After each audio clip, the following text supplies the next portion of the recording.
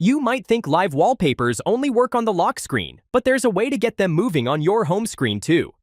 Here's how to do it. Tap and hold on an empty area of your Galaxy A36 home screen until the customization options appear. At the bottom, tap Wallpaper and Style, then select Change Wallpapers. If your phone includes built-in video wallpapers, you'll see them in the list. Choose the one you like, then tap Done to apply it. Just remember, this method only sets live wallpapers for the lock screen, not the home screen.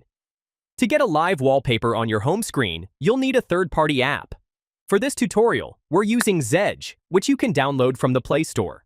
After installing Zedge, open the app and go to Video Wallpapers. Browse the options, choose one you like, then tap Download. Zedge may ask you to watch an ad or use in-app currency to download wallpapers.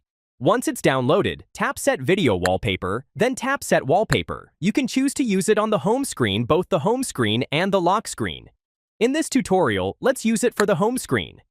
Now, your Galaxy A36 will have a live wallpaper right on the home screen. If this tutorial helped you out, please like the video and subscribe to my channel. Thanks for watching.